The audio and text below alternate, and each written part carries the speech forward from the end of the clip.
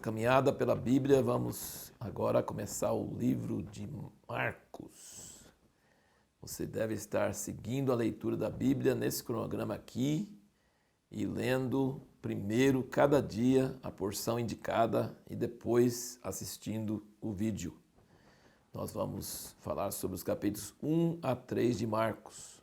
E nossa pergunta no último vídeo foi qual a diferença, a grande diferença entre o Evangelho de Mateus e o de Marcos.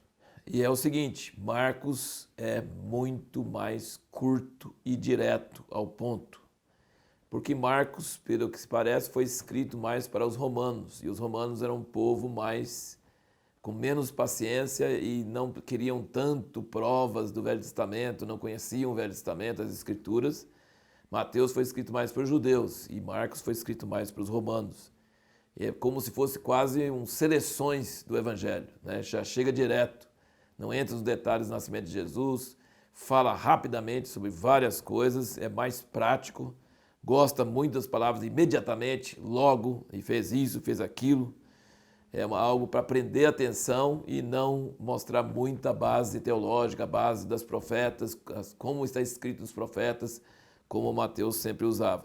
É interessante que algumas pessoas têm comparado os 4 evangelhos com os 4 seres viventes do Apocalipse, que ficam ao redor do trono de Deus. Mateus representa Jesus como rei, que seria o leão. Marcos representa Jesus como servo, que seria o boi. Lucas representa Jesus como homem, a sua humanidade, a face do homem, dos seres viventes. E João apresenta Jesus como Deus, a visão de águia, lá de cima, uma visão celestial. É interessante você lembrar que são 4 evangelhos, todos sobre o mesmo assunto, falando sobre Jesus, mas de aspectos diferentes, de lados diferentes. Agora a gente vê aqui que já começa o evangelho de Jesus Cristo falando de João Batista. Todos os 4 evangelhos é assim. Todos os 4 evangelhos não conseguem falar sobre Jesus sem falar sobre João Batista primeiro. E nós precisamos lembrar que o povo judeu que estudava as Escrituras, estudava os profetas, como nós também, caminhando pela Bíblia, nós temos lido os profetas, eles aguardavam a vinda do reino de Deus. O sofrimento por causa do pecado de Israel, eles já sabiam. O ser espalhado entre as nações. E quando Jesus veio, eles estavam sendo dominados pelos romanos. Então eles queriam um rei libertador, que surgiria na casa de Davi e libertaria Israel do domínio dos romanos e traria paz, e o monte de Jerusalém seria elevado acima de todos os montes, e o reino de Deus e a paz viria sobre toda a terra. E João Batista fala sobre o evangelho do reino, as boas novas do reino. Então ele falava assim, preparem-se, arrependam, porque o reino de Deus está próximo. Qual reino? O reino que os profetas falavam.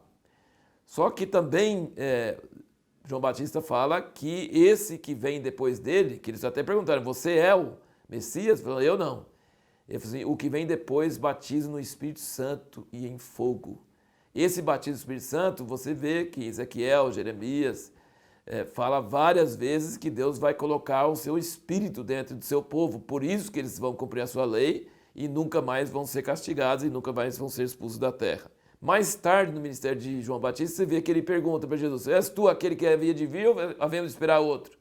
Porque ele não conseguia entender. Jesus pregava a mesma mensagem que ele, arrependei-vos porque o reino de Deus está próximo, batizava também, não o próprio Jesus, mas os seus discípulos, e ele não se preocupava em libertar Israel dos romanos e nem batizava com o Espírito Santo.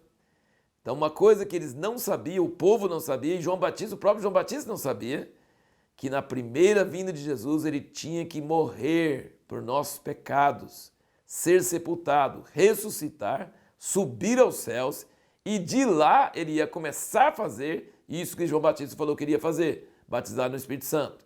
E só na segunda vinda, que ainda não aconteceu, é que ele virá como um general que não vai só libertar Israel dos romanos, porque os romanos já eram, mas vai estabelecer o reino de Deus a partir de Jerusalém sobre todas as nações, como também os profetas também falam. Então essas coisas ainda não estavam muito claras, e nem para o próprio João Batista. Deus vai estabelecer seu reino na terra, Jesus vai sentar no trono de Davi, seu pai, ele vai tornar Israel como centro do mundo e Jerusalém a capital do mundo, mas isso dependia de sua morte e ressurreição e o derramamento do Espírito Santo e a formação da igreja e o espalhar do evangelho até os confins da terra. Então era muito maior do que até o próprio João Batista conseguia entender. E você nota aqui em todos os evangelhos e aqui em Marcos também os tipos de pessoas que tinham ao redor de Jesus. Tinha as multidões que estavam sempre procurando curas, tinha os fariseus que não estavam nem aí para as curas, não ficavam admirados com os milagres, não queriam o bem do povo, só queriam ver se a lei estava sendo cumprida ao pé da letra e por que Jesus não dependia deles para ter autoridade e quebrava o que eles achavam que era a lei. E os discípulos que não entendiam muita coisa, mas tinham a oportunidade de chegar mais perto de Jesus, pegar ele em particular e perguntar sobre as coisas. Então você vê essas reações de diferentes tipos de pessoas aos milagres e à vida de Jesus. E aqui a gente vê, por exemplo, no capítulo 2, é uma coisa bem interessante, o capítulo 2 de Marcos, ele fala, que no versículo 23 ao 28, que ele é Senhor até do sábado. E isso era um escândalo para os escribas e fariseus. E ele disse uma coisa aqui no versículo 27 do capítulo 2, ele diz: o sábado foi feito por causa do homem, e não o homem por causa do sábado.